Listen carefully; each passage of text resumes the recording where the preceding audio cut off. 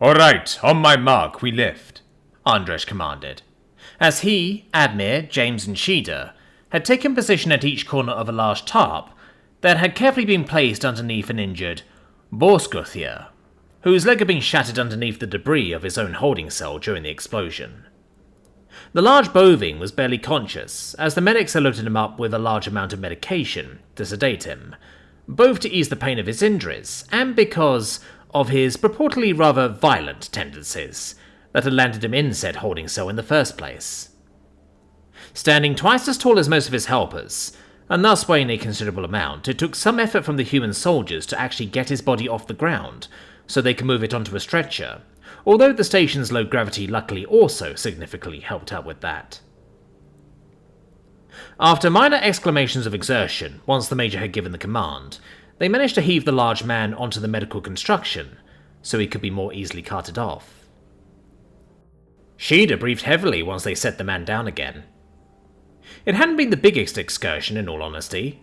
However, after losing a ton of sleep tonight, and being forced to one stressful experience after another, her muscles still actively protested being used to move heavy things at all, and she felt them spitefully aching inside of her arms, as if she had just gotten done with a day's worth of work. Still, she honestly much preferred being able to partake in some physical labour right now, over possibly being told to just go back to the hotel to wait things out in safety. Anything that occupied her mind with something other than just thinking right now was more than welcome for her, even if it was aching arms. Therefore, she had gladly agreed to help out with moving as many bodies as needed to be transported from this place. It most definitely beat thinking. However, once she dusted herself off and looked around for the next task, she had to find that they had now run out of bodies. At least, those that needed to be carefully transported. Had they really been here long enough to transport away everyone already? It certainly didn't feel like it. Last one, Andres to inform the attending medics, as they started to wheel the stretcher away, almost as if he had heard her thoughts, and needed to reaffirm her assessment of the situation. Meanwhile, James also clapped his hands against each other in the dust-off motion while looking at the main attending of this specific temporary bay. "Anything else we could help with?" he asked, the underlying tone of his voice indicating that he, too, was looking for some way to occupy himself, while they were tied up by the situation. Much as he and honestly everyone else may have wanted to, there was little to no chance that they would be allowed to partake in the ongoing investigations in any way, not with the suspicion that the human military was involved, being a serious point in them. In the end, they were lucky that they themselves had not fallen under any suspicions, although the fact that all of their actions were recorded certainly helped with that.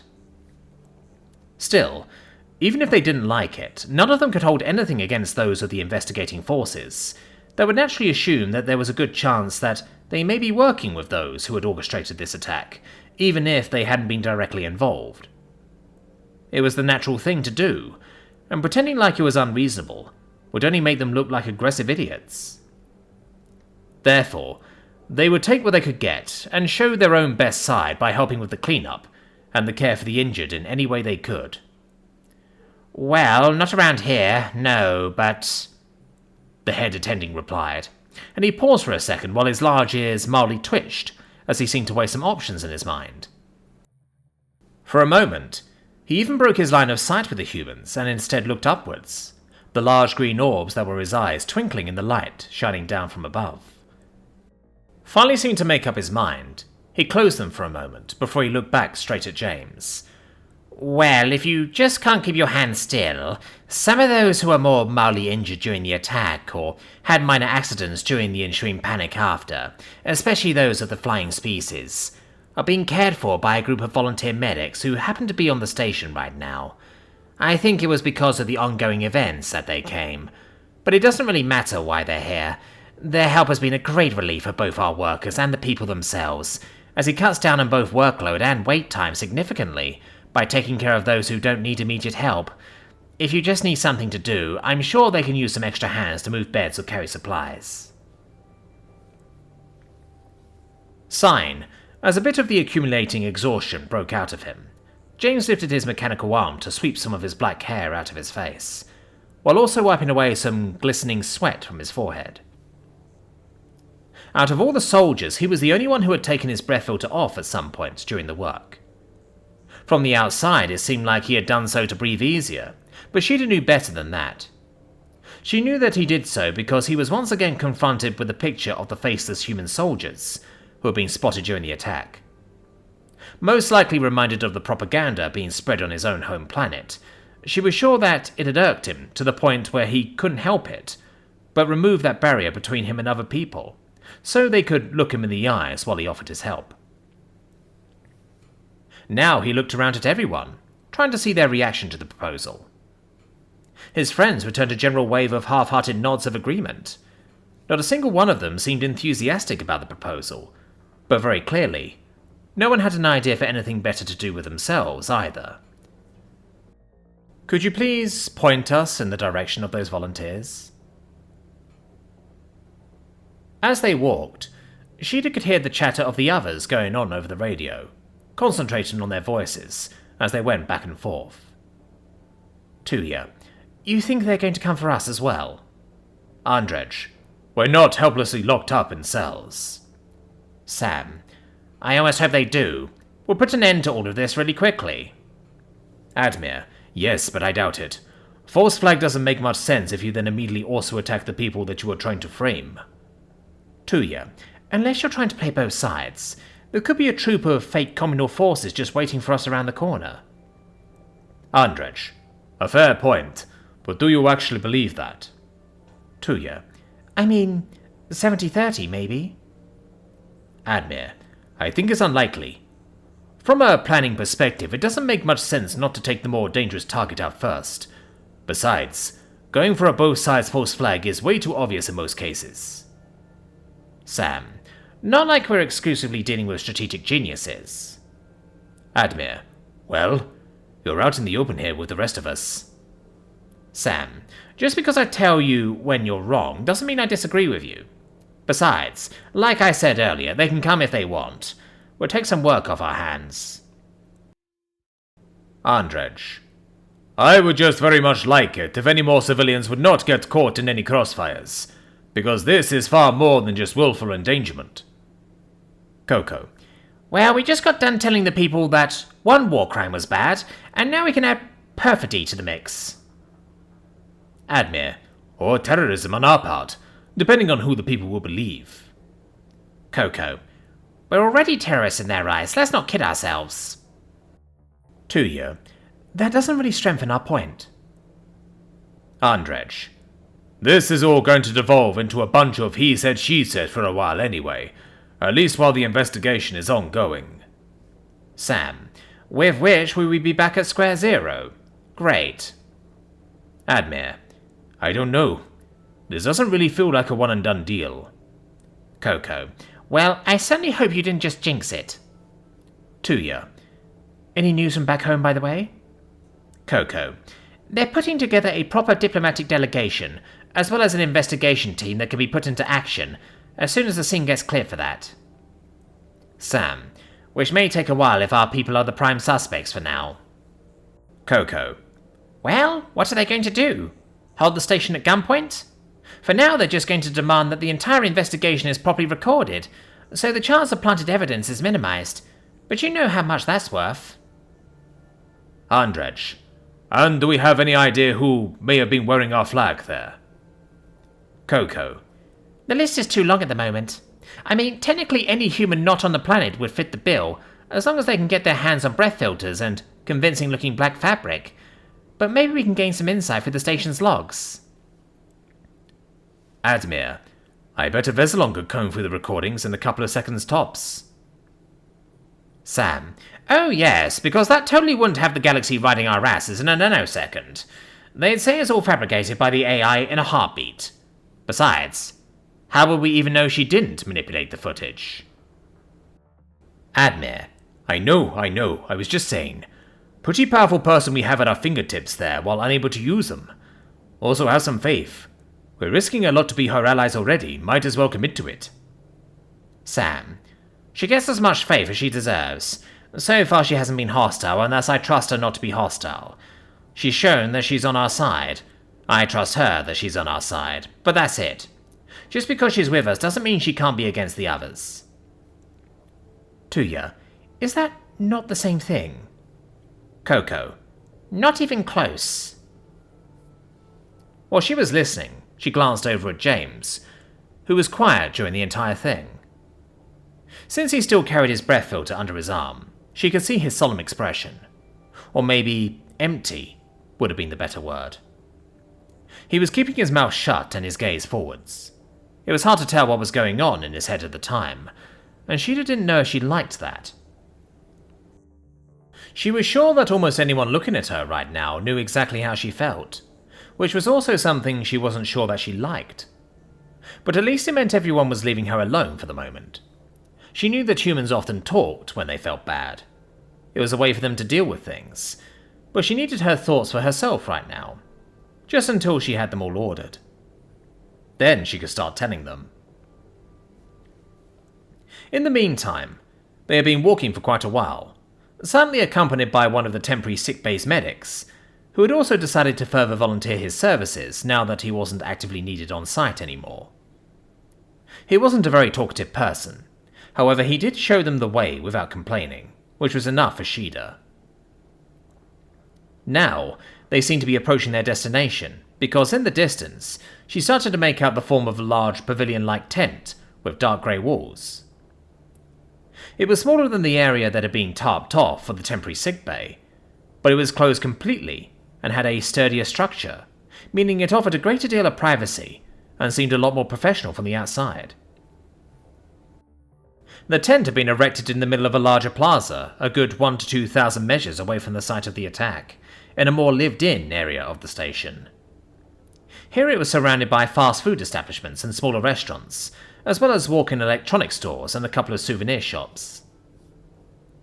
The plaza itself was filled with benches surrounding decorative plants and small trees, as well as some smaller amenities to waste time with, like tables that could be used for simple games or goalposts that were anchored into the ground. Usually you would find people taking breaks from busy days of exploring the station here, or maybe children from the surrounding houses coming here to play games. However, right now the plaza was instead populated by the large grey tent, as well as a long line of people waiting in front of it to be granted entrance. They belonged to a variety of species, making the line look quite diverse and colourful as they all waited there, although their faces didn't quite reflect the same feeling. Most of them had minor injuries that they were trying to treat with some improvised remedy, while they waited to be properly cared for by professionals. Many were holding one of their limbs with pained expressions or pressing some cold item against sore spots of their bodies. An especially common sight were the wings of flying species that were either bending in odd ways or swollen to a concerning degree, but also head wounds weren't uncommon. As they waited more or less patiently, the injured had filled up the plaza, and whenever they got the chance they made use of the benches or tables usually meant for leisure activities to give their tired legs a break, sitting down and sinking into themselves for as long as their spot in the line would allow them to. And all the while, the playful lights integrated into the floor plates of the plaza reminded of its usual lively and happy purpose, as they danced around the injured in playful ways, almost as if they were trying to invite them to dance along, not realizing the seriousness of the situation. Of course, nobody could expect anything else from them. They were only simple programs without any awareness of the world, apart from what their motion detectors provided them with. Still, you could clearly see the irritation on some of the waiting people's faces, as they surely wished the dancing lights would just give them a break, and allow them to wait in relative peace. Their accompanying medic waved the human group along, leading them to some sort of side entrance to the tent. They were surrounded by large stacks of supply crates, and guarded by a number of armed security guards that did not wear the identifiers of the local station, and therefore likely belonged to the same organization as the volunteer medics. Hopefully their arrival had been announced in some way, she'd have thought, as they approached the area that clearly was not meant to be casually approached. She suspected that there were most likely some relatively valuable supplies in those crates, necessitating the security. Therefore the last thing that she wanted was to seem like she was someone trying to poach those here. But she also didn't want to seem like just some ass trying to cut the line. Therefore, she hoped to be able to gauge the expressions of the guards as she approached them for any indication that they were awaiting someone. However, what she instead got, as she looked from one face to the next, was a lot more unexpected than that, and it caused her to immediately freeze in place, as her yellow eyes locked with the sky blue ones of a large avian man. James must have been distracted at the time, because usually he would have been able to see who was awaiting them there long before Sheeta would have been able to, yet he still kept walking towards his destination, having clearly not seen yet what Sheeta saw. However, eventually, he did seem to notice that she had stopped, because he also slowed his steps and turned towards her. However, Sheeta couldn't tear her eyes away to look at him, and as she kept staring, the security man before her seemed to freeze as well, as he clearly also recognized her. "There's no way," the Raxus mumbled, as he inadvertently dropped his dutiful posture while the two predators kept up their eye contact, with Sheeta's arms also slowly dropping down to her side. And her ears twitched wildly as they picked up on the man's familiar voice. A voice she was mostly used to hearing from back on a ship's dark bridge, in front of brightly shining monitors. "Cliff," she mumbled, her voice dampened by sheer disbelief as she scanned over her former colleague's dark plumage, trying to find any indication that she may have been imagining things. There in front of her stood her old colleague from her communal military days, one she had last seen on the wrong end of the barrel of her gun when she had tried to escape the GCS. After she had mumbled the name, she could see in the corner of her vision how James suddenly shot around in surprise, now also looking at the man's face, clearly needing to confirm for himself what Sheeta was seeing. "Holy shit, that is Cliff," he then exclaimed, once he too had made sure that he wasn't just imagining things. "What the hell are you doing here?" Shaking out from his stupor, Cliff broke from his formation with the other guards, as he came a few steps towards the group, scanning over them with quick movements of his head, while his forearms raised so his clawed hands could fidget with each other. "James and Sheeta, the GES-32's most troublesome power couple," the Raptor chirped as he approached them, his head needing to crane down more the closer he came, so he could keep his eyes on their faces. "To be honest, I didn't expect to ever see you two in one piece again." It took Sheeta a moment longer before she was also able to shake out of her surprise. Her brain simply wasn't up for any more of them, after the day she had had already. Wow," she mumbled, simply feeling the need to say anything, despite not really having any idea what exactly she wanted, or what to say in a situation like this. "We're managing." James took over the task of speaking for her, and walked up to her side to provide a supporting presence. "Man, we heard that you had dropped out of the military around the same time that we did, but I did not expect you to be touring with volunteer medics now, although I guess it makes sense. Am I right in the assumption that Fiver's on the inside?" he asked, as he nodded in the direction of the tent. Cliff released an amused chirp. "Yes, she is. Wow, she is not going to believe this," he said, with a hand lifted to his head, clearly also still processing the situation. "I mean, we knew that you're here on the station, of course. I mean, who doesn't? And it's kind of why we came as well. But I did not expect you to show up here, and I'm sure she didn't either." James snorted and tilted his head. "You came for me? I'm flattered. But you could have given me a call. Then I would have come by for sure," he explained with mild humour that seemed to be mostly genuine, even if it clearly only superficially hid the stress underneath. Cliff seemed to slightly recoil at those words, in a moment of mild, realizing shock. However, he quickly overplayed it with a chirping chuckle. "Yeah, I guess so," he mumbled, and something about that told Sheeta that that wasn't quite what Cliff had meant when he had said that they were here because James was. But she knew that James would have picked up on that himself, and although he was behaving a bit weird, it wasn't really what was on Sheeta's mind right now. "You look good, Cliff," she said, the fog in her mind finally clearing and allowing her to just speak once again. And it was honest. He hadn't changed much since she had last met him on the GCS, His feathers were still as dark and smooth and shiny, but that was good. It meant he was still taking care of himself. I appreciate you letting me go the last time we saw each other. Cliff scoffed and ruffled his feathers for a moment. Wouldn't have ended well for me if I tried to stop you, I'm sure. Also, I was just following orders. He bashfully returned, and briefly released some loud clacks from his beak. Then, he looked at her more directly. You look tired. Inadvertently, one of his forearms reached up and hovered towards the sides of her face, where the deep scars ran down her cheek. However, he didn't make any move to actually touch them. Sheeta sighed. Like you wouldn't believe, she admitted with a low chuckle that ended in a sigh. What happened today? It's, do you know? Cliff tilted his head. I know there was an attack, he admitted, indicating that his knowledge didn't go much further than that. It seemed a lot of information had not made it to the public yet, which was probably to be expected. Is the captain, Sheeta started, but needed to take a deep breath in between her words, so her voice wouldn't break on her. They broke out the captain.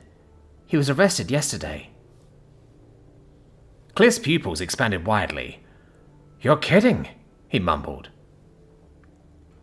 While she talked, Sheeta noticed Coco sneaking up to James besides her, whispering into his ear and asking if he could explain who that bird person was, leading James to briefly explain how Cliff had served alongside Sheeta on the GES-32 before they all went their separate ways, after the incident on the GCS. After absorbing the information, the commander nodded carefully before making a step over to Sheeta or putting a hand on her shoulder. Leaning in, she whispered, Do you two maybe want to catch up a bit while we're going inside? Meanwhile, Sheeta could see the rest of the humans walking past her as they were waved inside by their medic guide, who seemed to have made the necessary arrangements with the remaining security guards in the meantime, while she had been talking.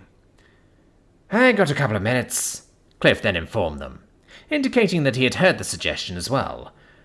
Not really a busy day. People have been behaving relatively civil. Admittedly, Sheeta hesitated, not quite sure what she wanted here.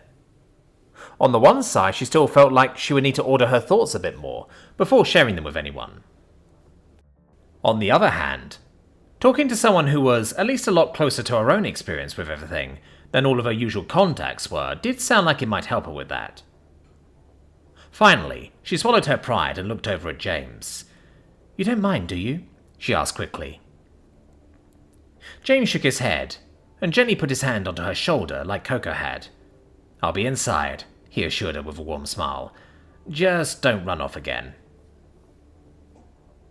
Sheeta nodded with a shy smile and watched him as he joined the rest of his team in providing extra helping hands on the inside of the tent. Then Cliff indicated for her to step to the side a bit, so they wouldn't be standing in the middle of everything while they talked. Well, not too much happened on my side, he then said, as they stood in the shade of one of the tent's grey walls. At least nothing nearly as exciting as you've been experiencing. I mean, I saw you on the news every now and then, but I have a feeling that's not even covering the half of it. Sheeta's smile shifted a bit. I'm surprised you're even talking to me if you've been watching the news. Didn't you see what went down yesterday? She wondered. Cliff had admittedly been a less closed-off person to the world than many of their other former colleagues were. However, she also had never thought him to be this open to new things. Cliff seemed confused for only a moment before he realized what she was talking about. Ah, the AI thing, he said, and the feathers on his forehead stood up for a moment. Yeah, well, I get what you mean, but I must admit that James's words sway me a bit when we watch them on the big screen. Especially since, I know you two. You may not be the most careful of people, but I don't think you'd be working with something if there was a chance of it literally ending the galaxy. We worked together for how long?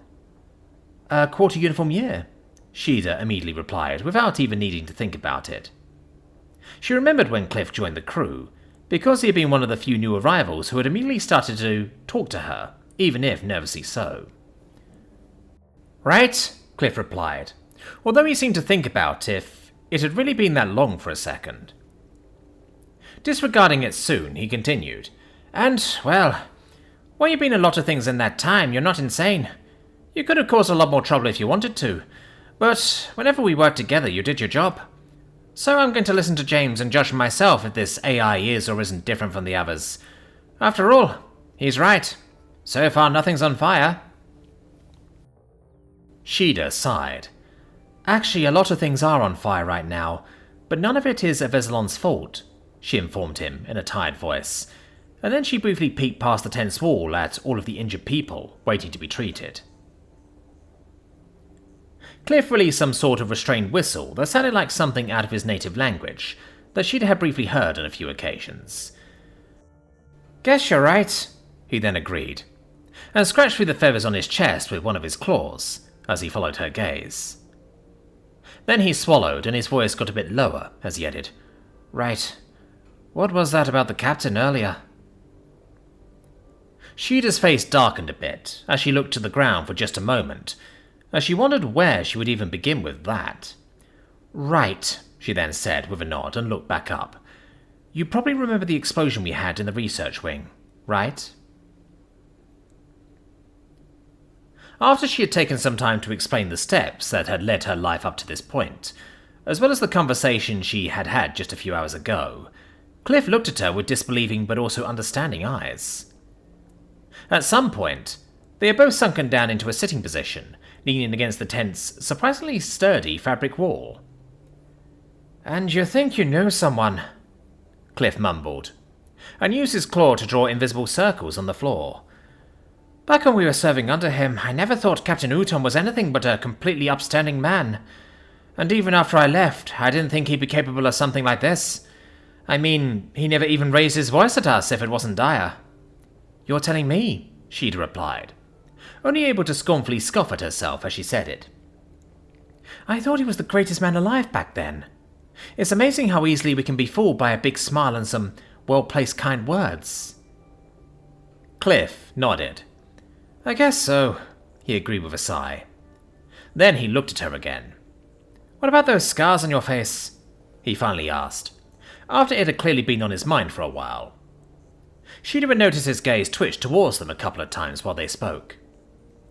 Her hand briefly reached up to glide along the lines of her face.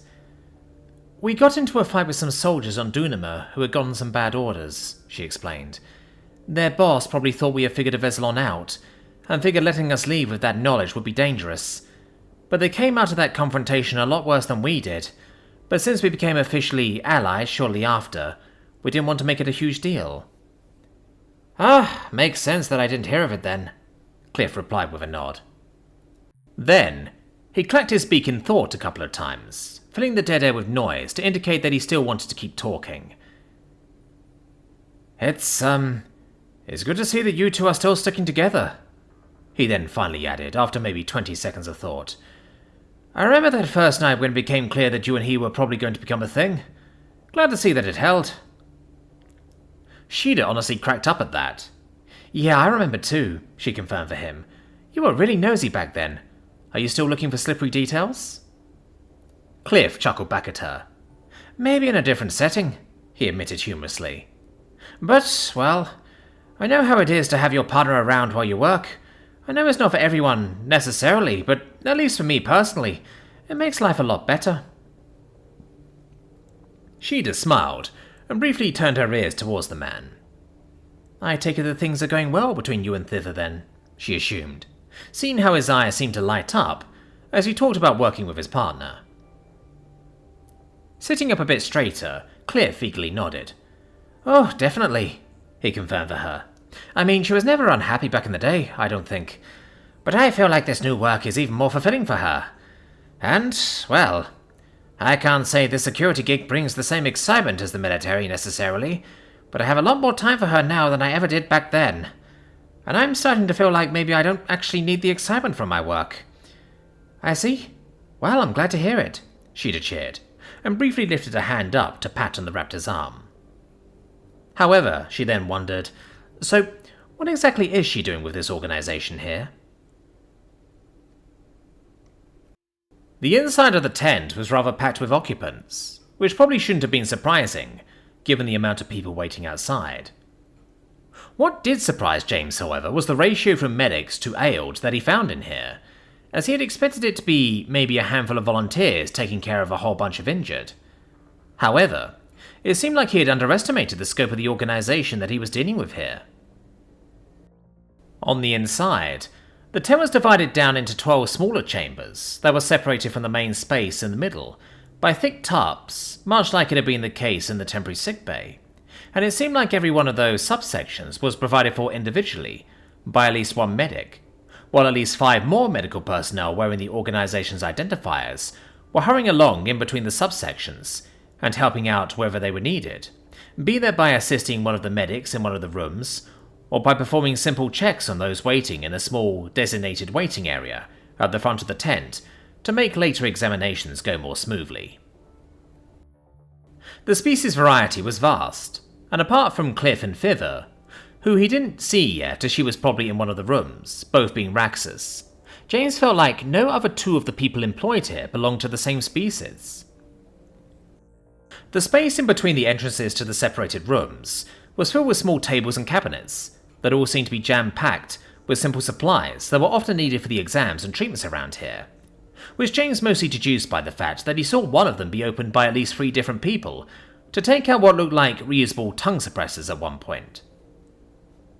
Admittedly, he was a bit busy with looking around at everything while also trying to stay out of people's ways, and as he suddenly had to dodge a large patient emerging from a tarp to his right, stepping left so they wouldn't accidentally trip over him as they tried to leave, he inadvertently stepped into someone else's path without realising it. And before he knew it, they collided hard, and James stumbled a few steps back. The other person was not as lucky, having lost their balance and landing on the ground with a painful-looking impact. "Oh no, I'm so sorry," James immediately called out, leaning forwards to extend a hand to the person he had accidentally knocked down. However, he froze in the movement as his eyes fell upon them consciously for the first time. "What the hell are you made of?" the person on the ground replied, while slowly propping themselves up.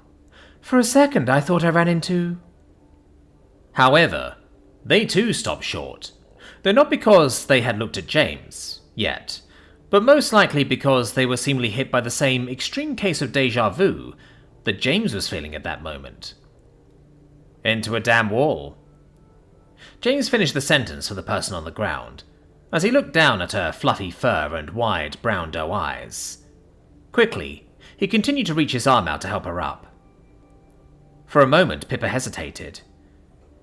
"You've gotten even denser since the last time," she then finally said after catching herself, and she accepted his hand so he could quite easily pull her back to her feet. "Do I even want to know what they feed you?" James smiled, with his teeth flashing out from his lips. "A balanced diet, I assure you," he replied.